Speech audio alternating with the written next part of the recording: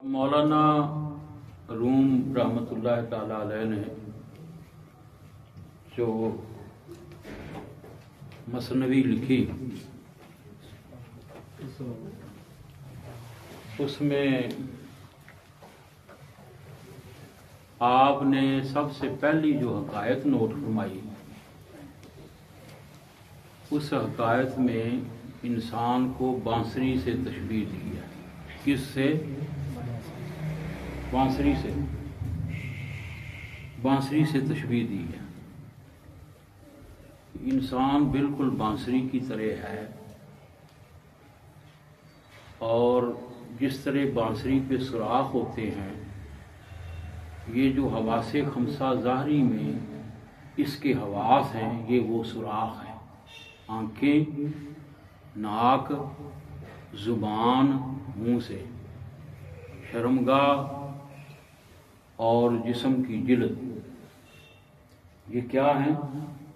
وہ بانسری کے سوراخ ہیں۔ اب اصل جو ساز نکلتا ہے بانسری سے، وہ ان انگلیوں کا کمال ہوتا ہے جو بجانے والا بجاتا ہے۔ کیا ہوتا ہے؟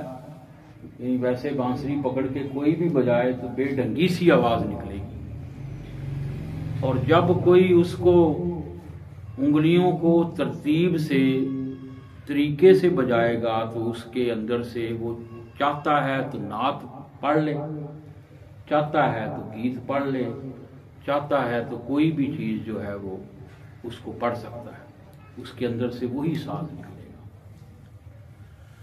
اب بین اس کی مثال کو آپ اپنے اوپر یوں نہ طاری کریں کہ یہ کوئی صرف ساز کی بات ہو رہی ہے، بلکہ ساز سے یہاں مراد یہ ہے کہ سب سے پہلے جس کے ہاتھ میں بانسری ہے، جس کے پاس بانسری ہے، اس کی نیت جو ہوگی نا کہ میں نے اس میں سے یہ بجانا ہے، سب سے پہلے نیت کا عمل دخل ہوگا۔ اسی لیے اسلام میں احادیث کی کتاب میں انما الاعمال بالنیات کہا۔ عملوں کا دار و مدار نیتوں پر ہوتا ہے۔ کس پر ہوتا ہے؟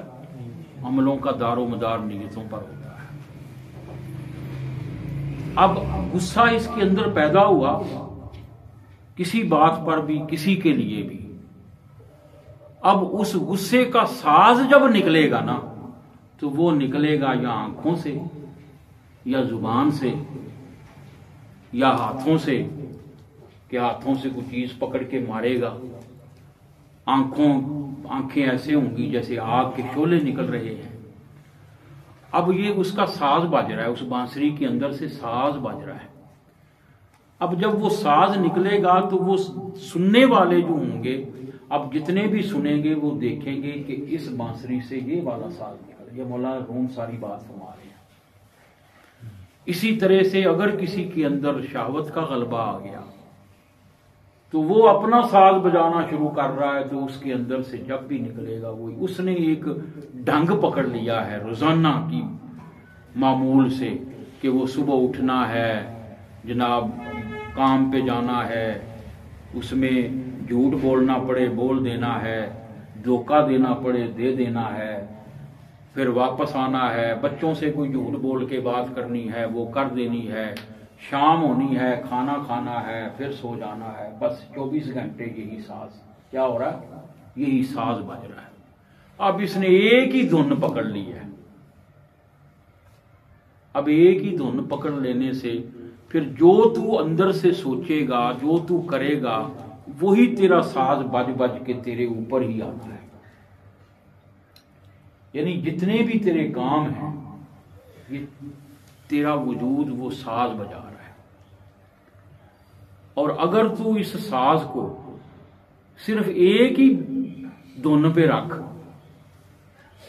کہ ہر حال میں ظاہری طور پہ معاملات تو ہونے ہی ہیں، لیکن تو اپنی بانسری کے ساز پہ صرف اللہ اللہ کا راگ چلا دے۔ اب اللہ اللہ کا راگ چلانے کے لیے کیا کرے گا تو؟ جیسے انگلیاں پھیری جاتی ہیں سوراخوں پہ، ایسے ہی تو آنکھوں سے بھی اللہ اللہ ظاہر ہو، تیری زبان سے بھی اللہ اللہ کا نام ظاہر ہو، تیرے ہاتھوں سے بھی اللہ کے نورانیت اور اس کے افعال ظاہر ہوں، تیرے پاؤں سے بھی وہی ظاہر ہوں. جب اسی طرح ظاہر ہوتے رہیں گے تو تجھے اپنا ساز بجانے سے ہے، تجھے دوسرے سے کوئی لین دین نہیں ہونا چاہیے. ایک بات یہ، یعنی یہ 5ویں بات ہو گئی. ابھی تک کافی باتیں سنا دی گئی ہیں. اب آگے ایک اہم بات کرنے کے بعد ہم ذکر کی طرف آتے ہیں، اور وہ بات یہ یاد رکھنا،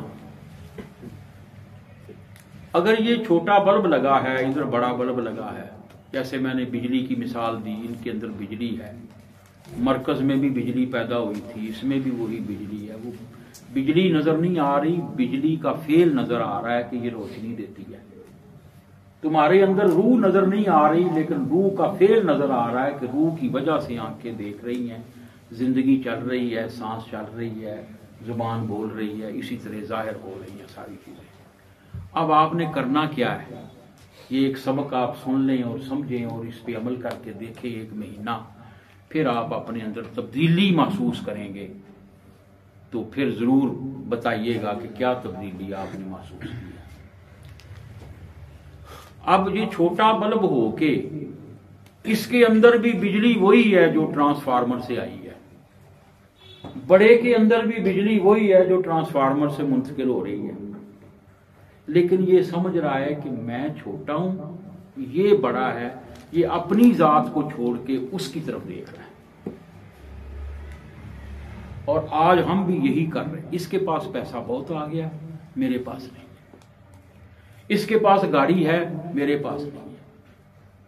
اب یہ تیری خواہش بنتی جا رہی ہے. یعنی مطلب کیا ہے؟ میرے پاس بھی ہونا چاہیے. یعنی جب تم کسی دوسرے کی طرف انگلی کرتے ہو نا، دنیاوی لحاظ سے تمہارا تقاضا یہ ہوتا ہے کہ یہ چیز میرے پاس بھی موجود ہو. تم اپنے باطن کو بھر رہے ہو ان چیزوں سے، اور جن چیزوں سے یعنی خالق چاہتا ہے کہ یہ ساری چیزیں تیرے لیے فتنہ ہیں، وہ تجھ سے دور کرتا جا رہا ہے ایک ایک کر کے. وہ لوگ تیرے لیے فتنہ ہیں، لوگوں کو تیرے سے ناراض کر کر کے دور کرتا جا رہا ہے، اور تو سمجھ رہا ہے کوئی جادو چل رہے ہیں، فلاں نے ایسا کر دیا، فلاں نے ایسا کر دیا. وہ تجھے اکیلا کرنا چاہتا ہے جیسے وہ خود اکیلا ہے، کہ تو اکیلا ہو جائے. وہ تجھے تکلیفیں دے کے احساس دلانا چاہ رہا ہے کہ جو تکلیف تجھے ہو رہی ہے تو اپنی اس تکلیف کو محسوس کر. کسی کو تکلیف آ جائے، چوٹ لگ جائے، ٹھیک ہے، اب جب چوٹ لگے تو وہ ساری کی ساری درد وہ اس کی چوٹ میں آ جائے گی. وہ جو بھی آئے گا اس طرف دھیان دلائے گا، یہ میرے پاؤں پہ چوٹ لگی ہے، یہ میرے فلاں حصے پہ یہاں بڑی درد ہو رہی ہے. پورے مرکز کی جو اس کی کیفیت ہے نا، وہ ساری کی ساری اس ایک حصے میں موجود ہوگی. یہ میں مثال ابھی دے رہا ہوں. ہم کیا کر رہے ہیں زندگی میں؟ 2 بندے آپس میں بیٹھ جاتے ہیں، 2 عورتیں آپس میں بیٹھ جاتی ہیں، بات کرنا شروع کرتے ہیں. وہ فلانی نے ایسے کیا، فلانی نے یہ کہا. اب بیٹھے تم اپنے گھر میں ہو، اپنے وجود سے نکل کے، اپنے خیال سے نکل کے، اپنے گھر سے نکل کے تم وہ فلانے میں جا کے بیٹھ گئے ہو. کیا ہوا؟ اس میں جا کے بیٹھ گئے، اس کی سیر کر رہے ہو، اس کی یاد کر رہے ہو، اپنے خیال میں اس کو جگہ دے رہے ہو. اور جتنی خیال میں جگہ دو گے، اب یہ لوگ محفل میں آئے تو محفل میں آنے سے پہلے ان کو خیال ضرور آیا ہوگا محفل میں جانا ہے، تب ٹانگیں چلی ہیں، ورنہ ٹانگیں نہ چلتی. اسی طرح سے آپ کو بھی خیال آیا ہوگا.